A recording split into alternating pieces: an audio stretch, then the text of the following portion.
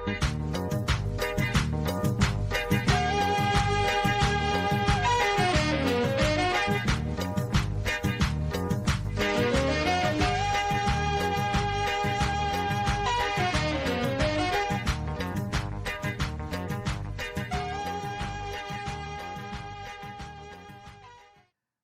حجي دايركتلي نابتي دمصنا ጉዳይ ክንኣቱ እዚ ሰብ ሰይድለይ ዘሎ ከመይ ጌርና እታ ኣፍ እንታሃልተ ቲትል ወይ ከዓ ኣፍ እንታሃልተ ኢርላውነስ ወይ ከዓ ናትና ኣውስቫይስ ከመይ ጌርና ነናውሖ ወይ ከዓ እቲ ናይ ዕቑባ መሰልናስ ከመይ ጌርና ነናውሖ ኢና ክንርኢ ነዚ ክንገብር ተኾይና እቲ ፎርሙላ ኣንትራክ ንገብረሉ ፎርሙላ ማለት ፓፒር እስኻ ኣንትራክ ንክትገብር ምልኣዮ ኢሎም ዝቡኻ ማለት እዩ ካብ ዞባ ካብ ክራይስ ናብ ክራይስፈላለዩ ግን ሕቶታት ተመሳሳሊ እቲ ቅርፂ ናይቲ ኣፀሓሕፋ እቲ ይፈላለ ቁሩብ ሓፈሻዊ ግን ዝኾነ ፎርሙላ እሶም ሕጂ ወይ ፖስት ገይሮም እዮም ዝሰዱልካ ወይ ከዓ ካብ ኦንላይን ኣውርዶ እዮም ዝብሉካ ነዚ ሰብ ዳሓተተኒ ሕጂ ነዚ ሓደ ካብ ኦንላይን ኣውርዶ ኢሎሞ ነቲ ሓደ ከዓ ፖስት ገይሮም እቲ ፎርሙላ ባዕሎም ሰይዶምሉ ምክንያቱ ብዚ እዋን እዚ ኣውስሌንደር ቢሄርደ ጆብ ሰንተር ገለ ኩሉ ተዓፂ ዘሎ መብዛሕትኡ ቤት ፅሕፈታት ተዓፂ ስለ ዘሎ ሰብ ብፖስት ጌርካ ወይ ኢሜል ጌርካ ክሰደሎም ትኽእል ከምኡ ጌርና ከዓ እቲ ኣንትራጋትካ ገሊኡ ኣብ ኦንላይን ክንረኽቦ ንኽእል ኢና እቲ ፎርሙላ ማለት እዩ ናይ ዝኾነ ፎርሙላ ኣብ ኦንላይን ክንረኽቦ ንኽእል ኢና ካብኡ ምፂና ከዓ መላሊእና ከዓ ብፖስት ጌርና ወይ ከዓ ኢሜል ጌርና ንፅሕፈሎም ማለት እዩ ሓንቲ ብዚኣ ክብለኩም ደሊ ማለት እዩ ዝኾነ ሰብ ኢሜል ክህልዎ ድበለፀ እዩ ምክንያቱ ኣብዚ ዓዲ ዝኾነ ናይ ስራሕ ወይ ቤት ፅሕፈት ኮንታክት ክትገብሮም ተደሊኻ ብኢሜል ኢኻ ትገብሮም እምበር ብፌስቡክ ኣይኮነ ብኢሞ ኣይኮነ ብዋትሳፕ ኣይኮነ ኢሜል ሕጂ ሓደ ኢሜል ኣድረስ ክህልወካን ፓስወርድ ክህልወካን ፅቡቕ እዩ ፓስወርድ ወላ ኣብ ገለ ትፅሕፎ ናይቲ ኢሜል ኣድረስኩም ዝኾነ ሰብ ዩቲዩብ ተለዎ ጂሜል ኮንት ኣለዎ ጂሜል ኣካውንት ኣለዎ ማለት እዩ ሕጂ ዘረባ ከብዛሕና ዳይረክትሊ ናብታ ኣፀሓ ከመይ ጌርና መልኦ ክንርኢ ኢና ኣብዚ ንመፅእ ማለት እዩ ኦረዲ ፅሕፍያ ስለ ዝፀንሐ ኮነ ኣብዚ ታሕቲ ኣሎ እቶም ከም ናይ ሓድሽ ክመልኣ ተደሊኹም ከዓ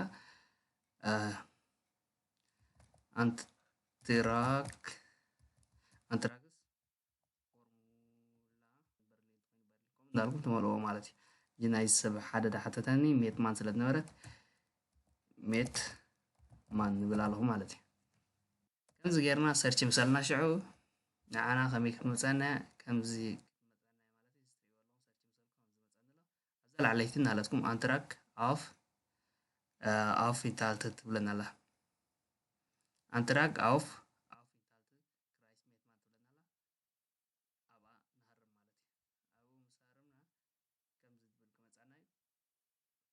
ፎርሙላ ወይ ከዓ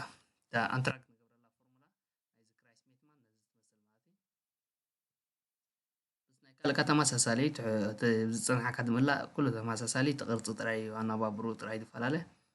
ሕጂ እዛ ናይ ክራይስ ሜትማን ብሓንሳብ ከይና ንሪኣያ ኣብዚ ላዕሊ እንታይ ትብለና ኣሎ ኣንትራክ ኣፍ ኢሉ ብዛዕባ ንምንታይ ከዓ ኣንትራክ ትገብር ዘለካ ወይ ኣፕላይ ትገብር ዘለካ ኣብዚ ኤርታይሉን ኣይና ኣፍ እንታልትስ ኤርላውነስ ዝብለና ኣሎ እዚ ሓድሽ ተኮይንካ ኢኻ ነዚኣ ክሮይስ ትገብራ ምክንያቱ ኣብ ጀርመን ሓድሽ ተኮይንካ ወረቐት ትሓትት ዘለካ ኮይንካ ነዚኣ ክሮይስ ትገብራ ሓድሽ ተኮይንካ ግን ኢንተርቪው ክትገብር ገለ ስለ ዝኾነ እዚ ነዚኣ ደሊ ሰብ ክደይና ከይህሉ ናብቲ ደገድሰና ርእስቲ ንኸይድ ኣብዛ ካልኣይቲ ተመፂና ኣብዚኣ ፈርለንገሩን ኣይና ኣፍ እንታልትስ ኤርላውነስ እዛ መብዛሕትኡ ሰብ ትደልያ ዘሎ ማለት እዩ 3 ዓመት ኣብዚ ዓዲ ምስ ትገብር እታ ናይ 3 ዓመት መስካ 3 ዓመት ክትገብራ ተደሊኻ ወይ እውን 2 ዓመት ክትገብራ ተደሊኻ ወይ 1 ዓመት ፀኒሕካ 2 ዓመት ክትገብሮ ከምኡ ኢታት ማለት እዩ ክተናውሖ ተደሊኻ እዚኣ ካልኣይቲ ትሃርም እዚ ፈርለንገሩን ኣይና ኣፍ እንታልትስ ኤርላውነስ ይበሃል ማለት እዩ ኤርታይሉን ኣይና ኒደርላስንስ ኤርላውነስ ማለት ከዓ ኒደርላስን ኤርላውነስ ማለት ፍሪስተት ማለት እዩ ዘይወደቕ ወረቐት ተደሊኻ ኣብዚ ዓዲ ገደብ ዘይብሉ ወረቐት ተደሊኻ ናይዚ ዓዲ እዚኣ ሳልሰይቲ ትገብር ኣብዚ እታ ክሮይስ ጌርናኻ ንዓኣ ንሓትት ኣለና ማለት እዩ ኒደርላስን ንሓትት ኣለና ኒደርላስን ክትሓትት ከለካ ግን እቶም ክራይቴርያ ስኻቶም ማልኦም ዲኻ ኣይተማልኦም ዲኻ እቶም ክራይቴርያን እቶም ረቑሒታት ኣለዉ ኒደርላስን ንክትመልእ ዘድልዩ ረቑሒታት ንዕም ተማልኦም ዲኻ ንኣብነት ኢንቲቪዳ ሲኣይንስ ክህልወካ ኣለዎ ወይ ሲኣይንስ ዘይብልካ ከዓ ብኣይነስ ወይ ቢዝባይ ጌርካ ሃውስ ቢልዲንግ ክህልወካ ኣለዎ ከምኡ ወይ እውን ስራሕ ፌስት ዝኾነ ስራሕ ክህልወካ ኣለዎ ከቢታት እዚ እንተለካ ኢኻ ኒደርላንድስን ኤርላቡነስ ትሓትት ማለት እዩ እንተደይ እቶም ክራይቴርያ ረኣይዎም እቶም ክራይቴርያ ደይነማልኦም እንተኮይና እቶም ረቓሒታት ደይነማልኦም እንተኮይና ግን ኒደርላንድስን ኤርላቡነስ ተሓቲትካ ክሳብ ከቕፅዓካ ክእል ማለት እዩ ዛስ ዋይ ብሽም ኒደርላንድስን ኣብ ዝተፅሓፈ ኣሎ ኢልካ ትሚልካ ክሮይስ ክትገብር ፅቡቅ ኣይኮነን እቲ ክራይቴርያ ደይትማልኦ ትኾንካ ዝረቓሒታት ደይትማልኦ ትኾንካ እዛ ላዕለይቲ ኣብዚኣ ንመለስ ማለት እዩ ብዚኣ ፈርለንገሩን ትብል ዘላ ንዓ ንገብር እዚ ሰብ ንዓይ ዝሓተተኒ ሕጂ ፈርለንገሩን ኣይና ኣፍ እንታሃልትስ ኤርላቡነስ እዩ ነይሩ ከናውሖ ይደልዩ ነቲ ናይ 3 ዓመት ነበሮስ ናይ 3 ዓመት ክውስኸሉ ደልዩ ማለት እዩ ከናውሖ ይደልዩ እዛ ላዕለይቲ ናሃርም ኣብ ድሕሪኡ ነዚአን እዚ ታሕታይ ዘሎ ኣየግድሰኩም እዚ ካብ ራብዓይትን ታሕት ዘሎ ኤርታይሉን ዳዋ ኣፍ እንታሃልቲ ኤኡ ድብል ዘሎ እዚ ሕጂ ኣብዚ ኤኡ ለንዳስ ደይ ወዲ ወረቐት ናይ ኤኡ ለንዳ ደሊኻ ኣለኻ ንበሎ እዚ ንዓና ኣገዳሲ ይኮነን ትሕቲኡ ዘሎ ብዙሕ ኣገዳሲ ይኮነን ንዓና ደገድሳ ዘን ክልተየን ፈርሌንገሩን ኣይና ኣፍ እንታሃልቲ ኤርላቡነስን እዚ ከተናውሕ ተደሊኻ እዚኣ ታሕተይትኻ ኤርታይሉን ኣይና ኒደርላንድስን ኤርላቡነስካ እዚኻ ደይ ወዲ ወረቐት ተደሊኻ እዛ ካልኣይ ትገብር ማለት እዩ ናብዛ ኣፍ እንታሃልቲ ሲፌክ ተመፂና እዚ ማለት እንታይ ማለት እዩ ናይ ዕቑባ ንኽትሓትት ዝገበረካ ምክንያት ወይ ከዓ እቲ ጉሩንድስ እንታይ እዩ ዝብለና ዘሎ ኣብዚ እንታይ ኣለና እዚኣ እኳ ዋላ ተዘይመላኩም ምዃን ፀገም የብሉን ምክንያቱ እቲ ጉሩንዲ እቲ መክኒክ ኦልሬዲ ናቶም መሊእኩም መስለኹም ዘለኹም ቅድሚ ሕጂ ኣብቲ ቀዳማይ ኢንተርቪው ዝገበሩ ከለዉ ኣብኦም ስለ ዘሎ ዋላ ተዘይመላእኩሞ ፀገም የለን ብሓፈሻ ክንሪኦ ከለና ግን ብፋሚልያና ክሱብ ኣብዛ ዓዲ ተመፂኻ ብፕሮሰስ ተገይርልካ ሰብኣይኪ ወይ ከዓ ሰበይትካ ኣብዛ ዓዲ ኣለዉ ኮይኖም ንዓኻ ፕሮሰስ ገይሮም ተምፂኦማ እዚኣ ላዕለይቲ ናሃርም ማለት እዩ እዚኣ ፋሚልያ እናክሱብ ብትምህርቲ ተመፂኻ ኣብዛ ዓዲ ስቱድዮም ወይ ኣውስ ቢልዲንግ ትብል ዘሎ ነዚኣ ናሃርም ማለት እዩ ብስራሕ ተመፂኻ እዚኣ ኤርቨርብስ ስቴቲሽካይት ትብል ዘላ ንዓኣ ናሃርም ማለት እዩ ሂማኒቴር ጉድንደ ትብል ዘለኻ እዚኻ እቲ ሰብኣውነት ማለት እዩ ከምዚ እስኻ ብስደት መፂኻ ኣለኻ ብሰብኣውነት ኣብዚ ዓዲ ዕቑባ ረኺብካ ኣለካ ትኾንካ እዚኣ ትገብራ ማለት እዩ ሕጂ ዋላ እዚኣ ክንገብራ ንኽእል ኢና ፅቡቕ መብርሂ ንኽትብዎም ኣብዚ እንታይ ትገብርሎም ዋላ እዚኣ ተመሪፅኩም ኣይን ኣን ኤርካንታ ፉሉሽ ሊንክ ትብል ማለት እዩ ኣነስ ወግዓዊ ስደተኛ እየ ኣይን ኣን ኤርካንታ ፉሉሽ ሊንክ ኢልካ እዚኣ ትፅዕፍ ማለት እዩ እዚአን ምስ መላእኩም ሽዑ እንታይ ንገብር ኣብዚኣ ኣንትራክ ሽተላ ትብል ኣላ እዚኣ ቁፅሪ ቀዳመይቲ ማለት እዩ ኣባ እቲ እስኻ እቲ ናትካ እዚ ኣንትራክ ወይ ፈለንገሩን ዝገብር ትደለየ ሰብ ናትካ እንተኮይኑ ናትካ ኢንፎርማስዮን ኣብ ዝትመልኦ ማለት እዩ ናይ ካልእ ትገብር ተለኻ ናይ ካልእ ሰብ እቲ ኣንትራክ ትገብር ዘሎ ሰብ ስሙን ስም ኣቦኡን ገለ ኣብዚ ፅሕፍ ማለት እዩ ዝፈለንገሩን ወይ ከዓ ኒደርላንድስን ኤርላቡነስ ዝሓትት ዘሎ ማለት እዩ ኣብዚኣ ሕጂ ንኣብነት ኣነ ወርልድ እንተገይረ ፎርናምኻ ስምና ማለት እዩ ተቐዳማይ ስምና ማለት እዩ ንኣብነት ላብ ተገይረነ ጎበርስ ናመ ዝብል ዘሎ ኣየድልየናኒ ናይ ተውልዲ ስምና ይድብለና ዘሎ ገሽለሽቲ ማለት ፀወታ ማለት እዩ ሜንሌሽንን ቫይብሌሽን ኣለና ሜንሌሽ ተኮንካ ተባዕታይ ተኮንካ ሜንሌሽ ክብል እየ ኣንስታይ ተኮንካ ቫይብሌሽ ክትብል ኢኻ ማለት እዩ ክትብል ኢኻ ማለት እዩ ጎበርስታቱም ክንብል ከለና ተዋለድ ካልእ ዓመተ ምህረት ማለት እዩ ከምዚ ኩሉ ሰብ ትገብሩኻ መብዛሕትና ኤርስተ ኢና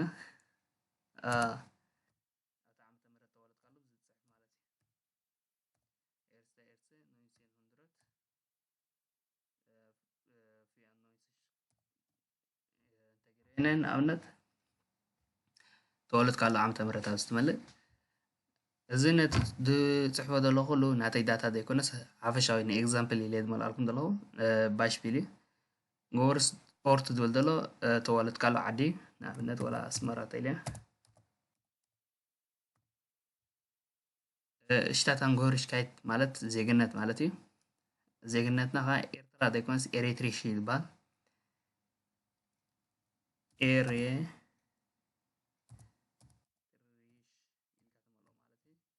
እዚ ኤሪትሪሽ ክፅሕፉ ኣለዎም እታ ኢ ብስሞል ሌተር ወይ ከዓ ቢግ ላይን ጌርኩም ክፅሕፉ ኣለኩም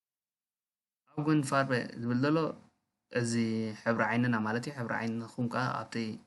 ምሳኹም ዘሎ ኣስቫይስ ክትሪእዎ ትኽእሉ ኢኹም ኣብኡ ተፃሒፉ ኣሎ እንተዘይኮይኑ ናይ ዝበዛሕና ናይ ኤርትራውያን እቲ ኣጉን ፋርበ እናትና ብራውን እዩ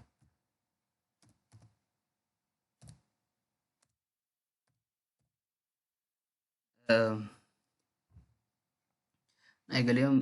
ብላው ኣሎ ሰማያዊ ኣሎ ሽፋርዝ ፀሊም ኣሎ ብራውን ኣሎ ንመብዛሕቲ ናይ ኤርትራውያን ግን ብራውን እቲ ናትና ሕብሪ ዓይኒ ማለት እዩ ከርባ ግሮሰ ዝብል ዘሎ እንታይ ማለት እዩ ቁመትካ ማለት ብሜትር ስለ ዘይሓተተኩም ኣብ ከለኹም ከምዚ ሜትሮን 80 ኢልኩም ፅሕፉ ማለት እዩ ኣንሽሪፍት ዝበሃል ኣድረስ ናትካ ማለት እዩ ስትራሰ ሃውስ ኑማ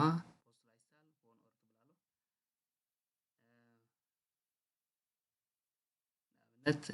ንበል ስትራሰ ወላ ሓርነት ክብለ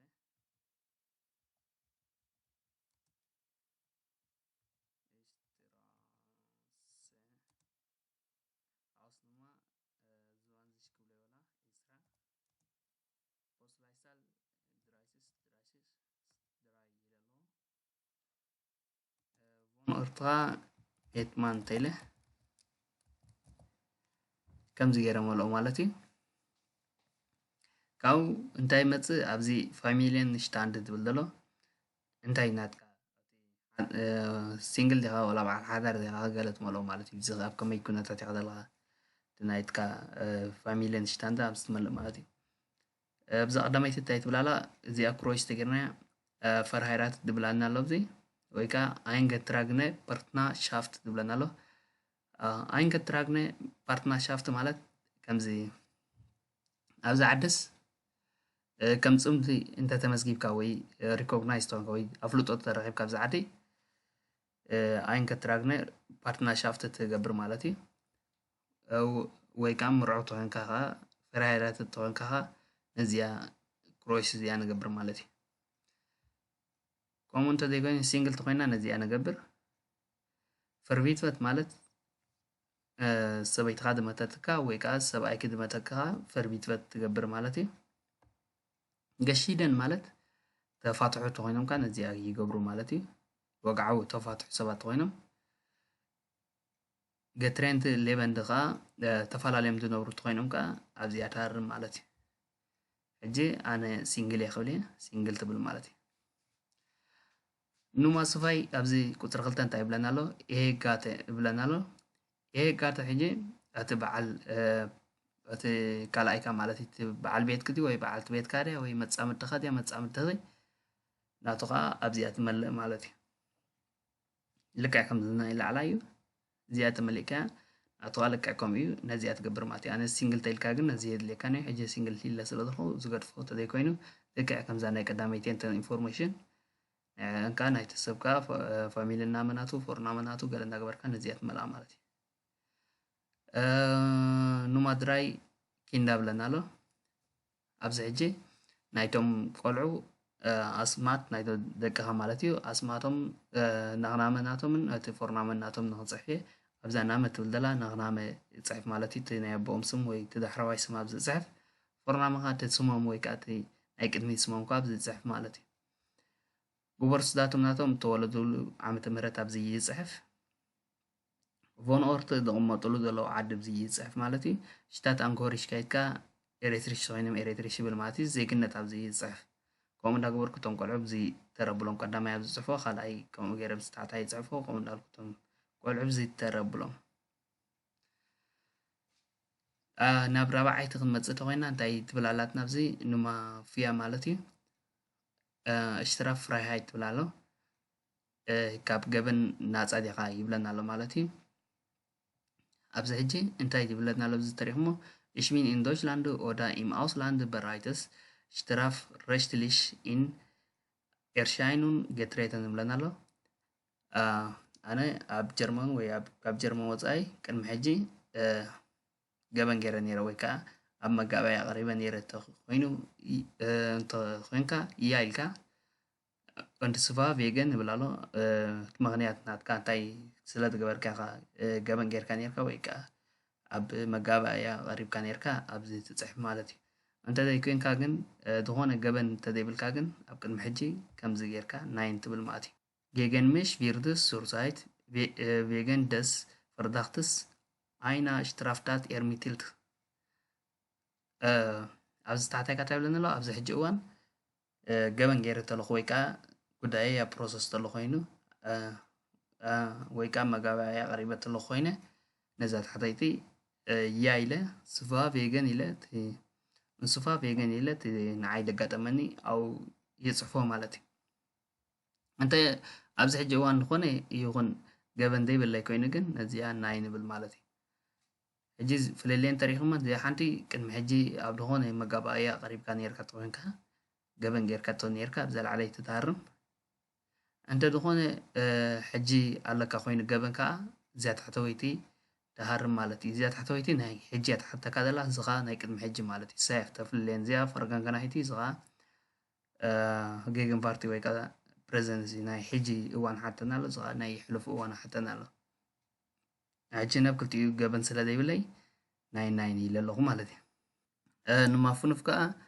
قلت في الحجي نبتا وصراحة مش تنمسا قلت فينا ودو منتي نما فنفكا تايبلنا لا اوصل عندس عفوا انت هالتي von mir alle Siegs Monate ንብለና ኣሎ እዚ ማለት ብስራሕ ምክንያት ወይ ከዓ ብገለገለ ምክንያት ካብዚ ዓዲ ንልዕሊ 6 ወርሒ ኣብ ካልእ ዓዲ ተቐሚጥካ ካብዚ ሃገር ማለት እዩ ካብ ጀርመን ወፃኢ ተቐሚጥካ ኣብዚ ትፅሕፎ ማለት እዩ እያ ተኮይኑ ትመልስካ እያ ኢልካ ጉርንድደስ ኣፎይንታልትስ እንታይ ነርቱ ማግኒት ኣብዚ ትፅሕፎ ካብ ማስ ፎም ኢልካ ብስጋ ቢስካ ኣብዚ ትፅሕፍ ማለት እዩ ካብ ከምዚ ዕለት ወርሒ ዓመተ ምህረት ክሳብ ክንዚ ዕለት ورعي عم تمرت الكاب زيت صفولة نمازيك استمنسينا زي شاشتولون دس ليبنس ترحلتس بيتن أغفايزة باي في جنب لنالو زنتاي مالتي أنا حناسي كم من تايتي أتاوينا ويكا كم من تاينا نغفل جنزب أبزين ملا مالتي أبزي إيش بفينا مش إن شول ودا بيرف أوسفيلدين ولا لا ساعات مارت لغاقينكا وي أوسفيلدين تقبر تلغاقينكا نزيا كرويش تقبر مالتي إيش اشتهي إن أينم بشفتي جنوس فريلناس تبلدلو صعب صراحة تلغاقينكا نزيا تهرم مالتي إيش بين زل بشتنديش تاتش تبلدلوها سا نفس قاد قالكا تغينكا دكان تلقاقين وي كيوسك تلقاقين نزيا كرويش تقبر مالتي إيش بينش ኤርቨርብ ቴትሽካ ነዚኣ ክሮይስ ትገብር ማለት እዩ እዚ ማለት ኣይሰርሕኒ ኮፍ ኢለ ዝውዕል ማለት ስራሕቲ ዘይብልካ ኮይኑ ኮፍ ኢልካ ትውዕል ተኾንካ ነዚኣ ክሮይስ ትገብር ማለት እዩ meine Lebens Unterhalte wird aus eigenen Mitteln und oder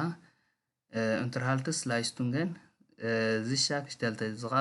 ባዕልኻ ነብስኻ ትመሓደር ትኾንካ ካብ ናትካ ኣታው ተለካ ኮይኑ ነዚኣ ንገብር ማለት እዩ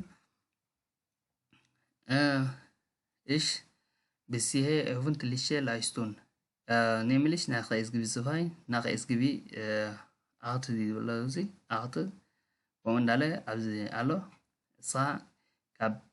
جوسن ترتس بتوان كها نزيات أويكا نزيا إكس غيركا زنا جوسن ترد مزانا انتقوينو زي كاب جوسن ترد مزاكم انتقوينو أتجي ገንዘብ ከዓ ጀብሶን ተርናዓኹም ደኸፍለኹም ተለዉ ኮይኖም እዚ ንኣብነት ንሲንግል 400 ቲ ገለመለ እሱ ተኮይኑ ከዓ ነዚኣ ክሮይስ ጌርኩም ነዚኣ ክሮይስ ትገብርዋ ማለት እዩ እስኪ ብዝባ ይበሃል እሱ ከምዚ ጌርኩም ከዓ እዚ ካበይናዩ ኣታውናትኩም ካብዚ ትዛረቡ ማለት እዩ ተምሃራይ ተንካ ተምሃራይ ይሰርሕ ተለኻ ትሰርሕ ማለት እዩ ንማዚበን ተመፂና ኣንጋበን ስዋ እንትርኩን ትብለና ኣሎ እዚ እንታይ ማለት እዩ ኣብ ከመይ ነነብር ኣብዚ ክነቢና እቲ ኢንፎርሜሽን ማለት እየ ኣብዚ እንታይ ኣሎ ቮንን ሚት ኢሉ ዳሽ ገይሩ ሲማን ኢንግዛምት ዳሽ ገይሩ ኳድራት ትብለና ኣሎ ክልተ ሲማን ተለካ ኮይኑ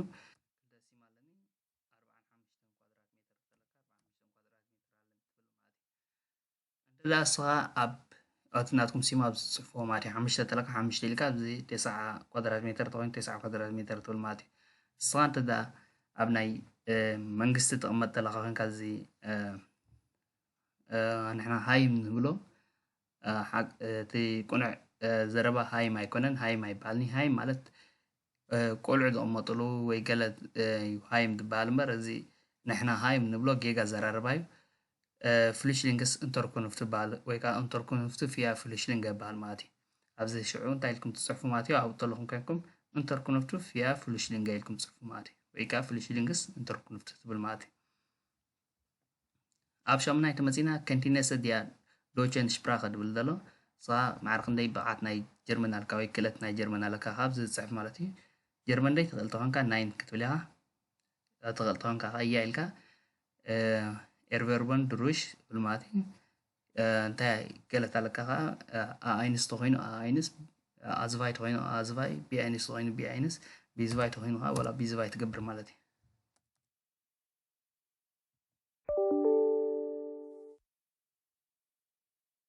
ኑማኖዊን ኢንተግራሲዮን ኮርስ ይብለና ኣሎ ሚተ ናቫይዘ ባይፊጎን ይብለና ኣሎ ኣብዚ ሕጂ ኢንተግራሲዮን ኮርስ ዝበሃል እዚ ካብ ኣይንስ ጀሚርካ ስጋእ ቢኣይንስ ዘሎ ማለት እዩ ኣብ ከምኡ ተሳቲፍካ ነርካ ተኮይንካ ኣብዚ ሰለስተ ምርጫ ሂብና ኣሎ እሻበ ኤርፎር ግላሽ ኣነ ኣይነም ኢንተግራሲዮን ኮርስ ታይልግኖም ንብል ኣሎ ስጋ ኢንተግራሲዮን ኮርስ ኣቐዲምካ ተሳቲፍካ ነርካ ተኮይንካ ኣው ኣዝቫይ ኣምፂኻ ወላ ቢኣይንስ ኣምፂኻ ወላ ቢዝቫይ ተምፂኻ ኣብዚ ኤክስ ትገብሮ ማለት እዩ እዚኣ ማርኪር ንገብራ እንተ እሳ እሽ ኔመ ሱሳይት ኣነ ኣይነም ኢንተግራሲዮን ኮርስ ታይል ይብል ኣሎ ሱሳይት ማለት ካብዚ ሕጂ ዝሳተፍ ተለኹ ኮይነ ማለት እዩ ሕጂ ኢንተግራሲዮን ኮርስ ከይድ ተለኹ ኮይነ ሕጂ መሃር ተለኹ ዶችካ ኣብዚ ይሃርም ማለት እዩ Ich habe nicht an einem Integrationskurs teilgenommen, weil ይብል ኣለኹ ኣነ ኣብ ሓደ ኢንተግራሲዮን ኮርስ ስጋ ሕጂ ተሳተፍኩን ምክንያቱ ከምዚ ከምዚ ስለዝኾነ ኢልካ ከዓ ነዚኣ ከዓ ትገብራ ነዚኣ ኢንተግራሲዮን ኮርስ እንተ ዘይተሳተፍካ ኮይንካ ምክኒት ተለካ ከዓ ምክኒትካ ትፅሕፍ ማለት እዩ ከምኡ ጌርኩም ትመርፁ ማለት እዩ ኦኬ ኣነ ሕጂ ኣብዚኣ ሻበ ኤርፎር ግራሽ ኣነ ኣይነም ኢንተግራሲዮን ኮርስ teilgenommen ኢለ ኣለኹ ድሕሪኡ ኣብዚ ግን እንታይ ክትርስዕዎ ዘይብልኩም ኣብዚ ናለ ቢተ ናክቫይዘ ባይፊጎን ትብለና ኣሎ ቢተ ናክቫይዘ ባይፊጎን ንስኹም እዚአን ክልተ ብዚኣ ትሪእወን ኣለኹም ኣብ ቁፅሪ 6 ኣብ ቁፅሪ 9 ኣብዛ ቁፅሪ 6 እንታይ ኣሎ ገንዘብ ካበይና ይድመፀካ ምዛ ኣንተራ ጌርካ ትሰደሎም ማለት እዩ ምዛ ፎርሙላ እዚኣ ጌርኩም ትሰድሎም ማለት እዩ ንኣብነት ካብ ጆብ ሰንተር ተኮይኑ እቲ ቫይታ ቢቪሊጎን ብሻይድ ምሻ ኣሎ እሱ ትሰድሎም ምስኡ ካብ ጆብ ሰንተር ዝመፃና ክንደይ ገንዘብ ከም ዝመፃና እንተ ደኣ ስራሕ ኣለካ ኮይኑካ እቲ ፈርትራክ ናይቲ ስራሕካ ኮፒ ጌርካ ኮፒ ኢኹም ትሰድሎም ኩሉ ግዜ ናይ ድኾነ ይኹን ኮፒ ኢኹም ትሰድሎም ኮፒ ጌርኩም እቲ ፈርትራክ ናይ ስራሕኩም ወይ ከዓ እቲ ኣብረሽን ነዚኦም ትሰድሎም ማለት እዩ ኣብዛ ታሕተወይቲ ከዓ እቲ ኢንተግራሲዮን ኮርስ ስኻ ከም ተሳተፍካ ድሕብር ከዓ ኣብዚ ትሰድሎም ማለት እዩ ኣዝቫይ ተምፂኻ ኣዝቫይ ቢኣይንስ ተምፂኻ ቢኣይንስ ወላ ቢዝቫይ ተምፂኻ ቢዝቫይ ሲኣይንስ ተምፂኻ ሲኣይንስ ዘለካ ማለት እዩ ምስኦም ከምዚ ጌርካ ትሰደሎም ማለት እዩ ኣብዚ 10 ንምታ ኣብዚ 10 እንታይ ኣለና ኮንታክት ዳተን ንብለና ኣሎ ኮንታክት ዳተን ከዓ ቴሌፎን ኣለና ብዚ ከዓ ኢሜል ኣለና ቴሌፎን ናምበርኩም ኢሜልኩም ንክትብለኩም ንኣብነት ቴሌፎን ናምበር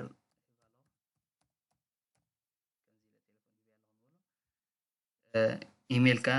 ከምቲ ዘልኩም ኢሜል ኣገዳሲ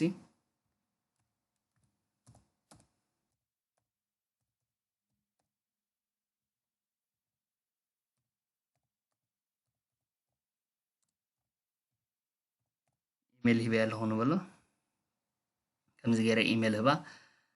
ኣብዚኣ እንታይ ተድልየና ሓንቲ ጉርቱ ስእሊ የድልየና ኣሎ እዚኣ ጉርቱ ስእሊ ኣምፅኡ ይብለና ኣሎ ጉርቱ ስእሊ ጌርና ምስ ኣንቦም ጉርቱ ስእሊ ሕጂ ብዚ ጠቂዕኩም ክትቦም የብልኩምኒ እታ ጉርቱ ስእሊ ኖርማል ኣብኡ ክትቦም ማለት እዩ ከተልግብዋ የብልኩምኒ ከልግብኩም ኣብኡ ከልኩም ጥራይ ጉርቱ ስእሊ እትዮም ትሰድሎም ምስኣ ማለት እዩ እዚ ኩሉ ምስ ወዳእና ኣብዚ ታሕቲ ትሪእዋ ዘለኹም እንታይ ኣለና ኦርት ዳቱም እንድ ኢንተርሽሪፍ ትብለና ኣሎ ስኻ ዘለኻዮ ቦታ ትነብሮ ዘለኻ ቦታ ዝፅሒፍካ እቲ ዳቱም ሎ መዓልቲ እንታይ ኣሎ ፅሒፍካ ንኣብነት 3 ወርሒ 7 2020 ኣሎ ድሕሪኡ ትፍርም ማለት እዩ ፈሪምካ ትሰደሎም ነዚኣ ትመስል እቲ ኣንትራክ ኦኬ እዚኣ ናይዛ ናይ ሜትማነ ሓንቺ ከዓ ናይ ኬርፐን ከዓ ንርኢ ኢና እጃ ናይቲ ካልኣይ ዳሓተተኒ ዝነበረ ናቱ ከሪእኩም ማለትي كمي كم ዝመስል ካ ናቶም ከሪእኩም እንታይ ቆቅሩ ፍልል ያለው ምር ሓፈሻው ከምዛ ናይ ክራይስ ሜት ማንክ መላጻሕና كما ገና ሓፈሽ ቆቅሩ ባለው ተغيራ ማለት ናቱ ክራይስ በበይኒቲ ፎርሙላ አዳለም ደሎ ማለት እጂ ናይታ ክራይስ ኬርፐንት ባል ከባብኻ ክሪና ከመጌርካም ቱ እጂ ከምታ አንተ ወይ ትገበርናይ ማለት አንትራግስ ዶን አንትራክ ኣብ ኦንላይን ክትረክቦ ትኽእል ኢኻ ዋላ ሰምተ ዘይሰዱልካ ማለት አንትራግስ ፎርም ሙላ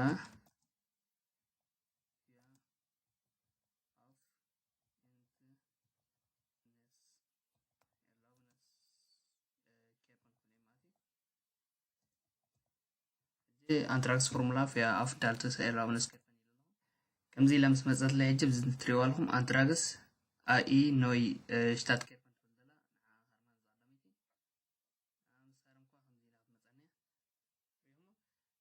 ተደላ ፎርሙላ ሕጂ ከምዚ መጽሎ ሕጂ ብዝናይዚዮም ክሕብረኩም ጥራ ምልክት ገይራ ምክንያቱ ካብ ልዕሊኡ ክጽሕፍ ኣይትኽእልና ከምቲ ናይ ሽታት ሜትማን ክጽሕፍ ኣይትኽእልና ነዚ እንታይ ክትገብሮ ፕሪንት ጌርካ ተውፅኦ ማለት እዩ ኣብዚ ዝርከን ዝገበርካ ፒሮ ጌርካ ባዕልካ ትመልኦ ማለት እዩ እጂ ንምልኣዮ ነዚያ ደርጋ ኩሉ ሓፈሻዊ ነቲ ማሳሰሊ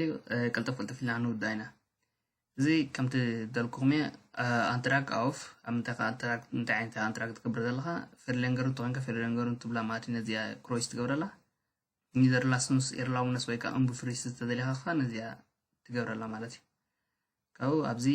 ፋሚሊ ናመት ስም ኣቦኻ ኣብዚ ጽሑፍ ማለት ወይ ዳሕረዋይ ስምካ ፎርማማ ካት ስምካ ወይ ካት መጀመርታ ስምካ ኣብዚ ቁጥር ተጽሕፎ እዚያ ኣብዚ ደላ ግቦርስ ናመት ደሎ እዚያ ማክለይቲ እዚያ ምላይ ተድልኩና ግቦርስ ዳቶም ድብል ደሎ እቲ ተወለድኩምሉ ዓመተ ምህረት መልኡ ማለት እዩ ኣብ ግንፋርበ ኣብ ኣውስባይስኩም ኣለው ታይ ዓይነት ሕብሪ ዓይን ኣለኩም ወይ ከዓ ብራውን ኢልኩም ትጽሕፍዎ ማለት እዩ መብዛሕትና ኤርትራውያን ብራውን ይተዓይንና ማለት እዩ ቶም ሽቫርዝ ወይ ብላው ወይ ገለ ዘለኩም ከዓ ኣብዚ ትመልእዎ ናይ ዓይንኩም ኣብታ ኣውስባይስ ክጽንሓኩም እዩ ግቦርስ ኦርቱ ዝብል ዘሎ ተወለድኩም ለዓዲ ማለት እዩ ደቀም ሓረ ተወሊድካ ደቀም ሓረ ኣስመራ ተወሊድካ ኣስመራ መንደፈራ ተወሊድካ መንደፈራ ከረን ተወሊድካ ከረን ባሮንቶ ተወሊድካ ባሮንቶ ሓጀር ተወሊድካ ሓጀር ዘለኹም ማለት እዩ ተወለድኩም ለዓዲ ኣብዚ ጽሕፍዎ ከርፓግሮስ ከዓ ኣብዚ ጽሕፍዎ ማለት እዩ ሜትሮን 70 ተንካ ሜትሮን 70 ሜትሮን 80 ተንካ ሜትሮን 80 ሜትሮን 75 ተንካ ሜትሮን 75 ኣብዚ ነጥቢ ትገብሩልኛ ምክንያቱ ብሴንቲሜትር እዮም ትብሉ ሽታትስ አንጎሪሽካይት ድብል ዘለዋ ከምቲ አንተ ይድራናዮ ኤሬትሪሽ ኢልኩም ጽሕፍዎ ታ ኤሬትሪሽ ታ ኢቢ ንእሽተይ ከተጀምሩ ኣለኩም ከመይ ጌርካም ትጻሕፍ ካብቲ ኣዳሚቲ አንትራክ ናይ ሜትማን ክመላጻሕኩ ክራይስ ሜትማን ክመላጻሕኩ ኣብ ኣትሪዋኹም ኤሬትሪሽ ኢልኩም ጽሕፍዎ ፋሚሊን ስታንደርድ ሪና ጻሕናይና ሲንግል ተኾንካ ሌዲስ ክትብል ኢኻ ፍራይራትድ ከምኡ እንዳልካ ኣብቲ ኣዳሚቲ ገሊጸ ኣለኹ ነዚኦም ትመልኦም ማለት እዩ አድረስካ ጽሕፍ ማለት እዩ ስትራሰናትካ እቲ ቁጽር ናምበር ናይት ፎኑ ፖስት ላይሳል ከምኡ እንታ ከተማ ትጽሕፋ ማለት እዩ ከምኡ ጌርካ ተራቢልካ ዝጽሕፈን ቴሌፎን ናምበር ናትካ ዝጽሕፎ እዚ ቶም በዓልቲ ቤት ወይ ከዓ በዓል ቤት ደለኪ ወይ ከዓ በዓልቲ ቤት ደለትካ ናይቲ በዓል ቤትካ ዝጽሕፎ ማለት እዩ ተዘይብልኩም ሲንግል ተኾንካ ግን እዚ ይድልየካኒ ወይ ተፈታሕካ ተኾንካ እዚ ይድልየካኒ ቆልዓ ተለካ ነዚ ቆልዓ ዝጽሕፎ ማለት እዩ ናይ ቀዳማይ ቆልዓ ጽሕፍ መሊስካ ናይ ካልኣይ ቆልዓ ጽሕፍ እጂ ናይ ተቀዳማይ ቆልዓ እዚ ስሙ ኣቦኡ ኣብዚ ትጽሕፎ ማለት እዩ ስሙ ብዝጽሕፎ ማስ ዓመተ ምህረት ተወሊዱ ብዝጽሕፎ ኣድረስ ናቱ ዝቕመጠሉ ዘለካ ብዝጽሕፎ ማለት እዩ ናይ ካልኣይ ቆልዓ ብዝጽሕፍ ናይ ተልሳይ ቆልዓ ብዝጽሕፍ ከምኡ እንዳገበርካ ተርናልካ ትመልኦም ማለት እዩ ቶም ደቃ እዚ ስም ኣዴኻ እዚ ስሙ ኣቦኣ ነዴኻ ብዝጽሕፎ ስም ኣዴኻ ስማኻ ብዝጽሕፎ ማለት እዩ ንኣብነት ኤልሳ ተኽለ ትበሃል ኮይና ኣዴኻ ኣብዚ ተኽለ ዝጽሕፎ ኤልሳ ካብ ታሕታይ ጽሕፎ ማለት እዩ ፋታ ትብል ዘሎ ስም ኣቦኻ ብዝጽሕፍ ማለት እዩ ንኣብነት ተስፉ ገብረ ትበሃል ኮይኑ ቦኻ እቲ ስም ኣቦኡ ነቦኻ ኣብዚ ብሓጎኻ ማለት እዩ እቲ ገብረ ብዝጽሕፎ ኣቦኻ ተስፉ ዝብሃል ኮይንካ ኣብዚ ዝጽሕፎ ማለት እዩ ኣብዚ እንታይ ብለና ኣሎ ኣውስዋይስ ፓስ ኣውስዋይስ ብለና ኣሎ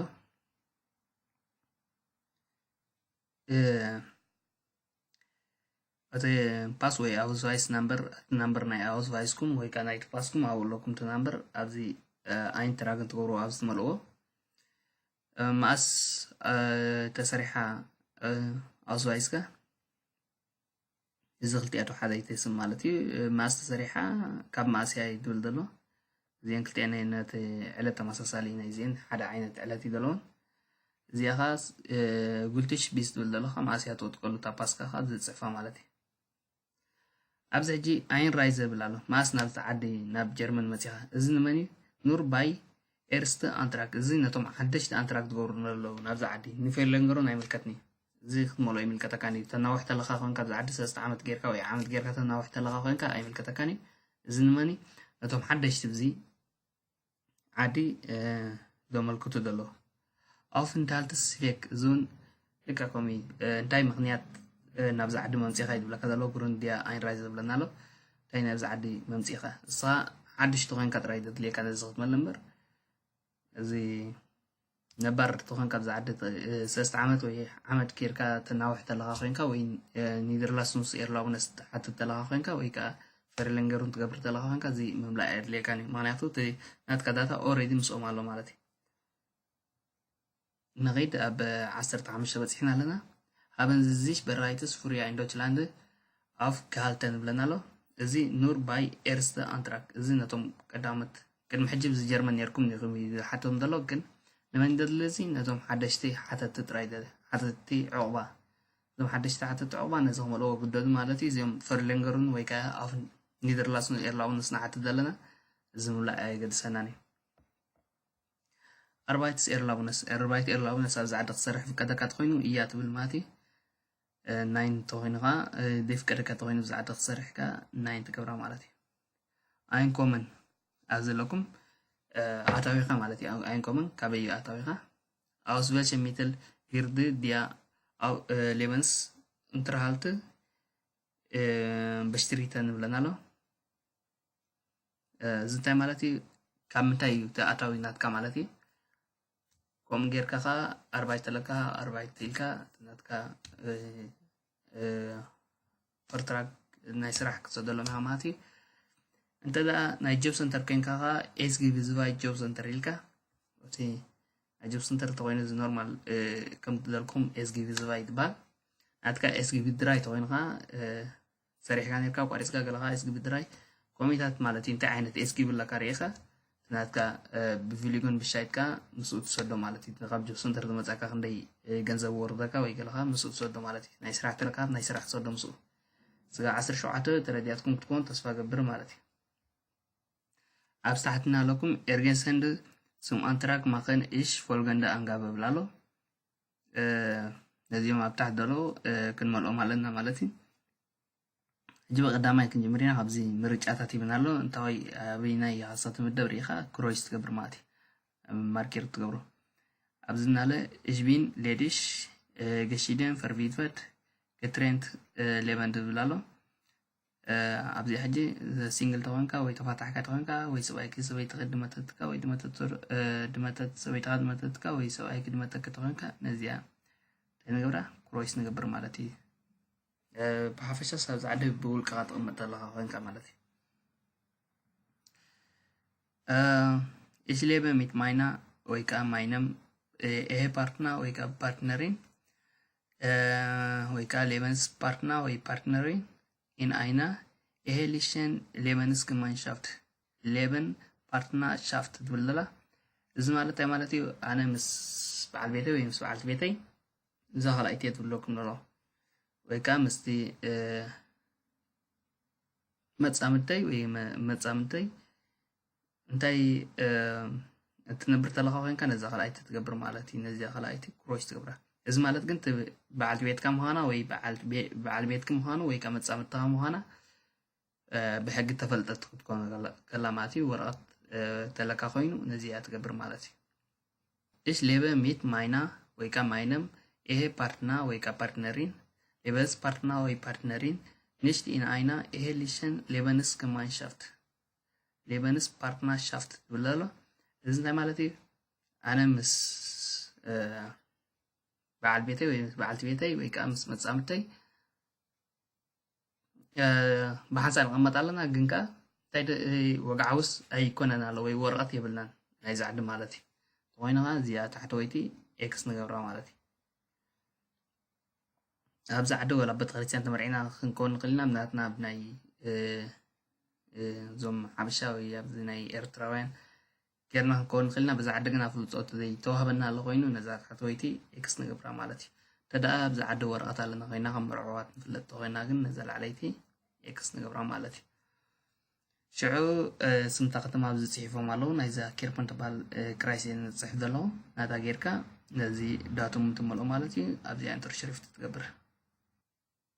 Die Angaben bezüglich der ehelichen Lebensgemeinschaft bzw. Lebenspartnerschaft werden bestätigt. Die Information ተረጋጊጹ ዲ ማለት እዩ ተረጋጊጹ ንዑ ዞት ገብረኻ እንተ ተረጋግጽ ኻነዝ ታሕተይ ተኽታርምኻ ማለት እዩ እቲ ኢንፎርሜሽን ብዛዕባ እቲ ወግዓዊት በዓልቲ ቤትካ ምዃና ማለት እዩ ተፍልጥ ኮይኑ ነዚኣ ታርሚኻ ተዘይ ወግዓዊት በዓልቲ ቤትካ ኮይና ዘይተፈልጠ ኮይንኻ ነዛ ታሕተይ ተኽታርሚኻ ማለት እዩ ድሕሪኡ ኣብዚ ከመሊስካ ዳቶም ሂብካ ካብዚ መሊስካ ትፈርም ማለት እዩ ከምዚኣ ጌርኩም ነዛ ካልኣይትኻ ንመልኣ ኩሉ ተመሳሳሊ እቲ ቀዳመይትን ካልኣይትን ተመሳሳሊ እዚኣ ኣትመላልኣ ጥራይ ዝፈላለ ነዚኣ ትመስል ማለት እዩ ኣብ ድመፅእ ብዛዕባ ከመይ ጌርካ እዚ ናይ ጆብ ሰንተር ድመፃና ማለት ካብ ጆብ ሰንተር ገንዘብ ድመፃካ ተኮይኑ ከመይ ጌርካ ኣንትራክት ትገብር ንዕኡ ከተናውሕ ተደሊኻ መዓልቱ ተወዲኡ ኮይኑ ካብ ጆብ ሰንተር ድመፃካ ግዜ ወረቐት ድምላእ ዘሎ መተናውሕ ቫይታ ቢቪሊጎን ትበሃል ማለት እዩ ከመይ ጌርካ ንዕኡ ኣንትራክት መልኦ ሒዝና ክንመፅእ ኢና ከመይ ጌርካ እዛ ናይ ፈረንዝያ ቃላትና ናይ ቴሌቭዥን ክፍሊ ግብሪ ማለት እዩ ኣብኡ እንታይ ክንገብር ንኽእል ከመይ ጌርና ነቲ ኣንትራክት ንመልኦ ኣብ ድመፅእ ሒዘልኩም ክመፅእ እየ ሰሰናዩ ኣብ ሰላም የራኽበና ንሎሚ ነዚ ይመስል ነይሩ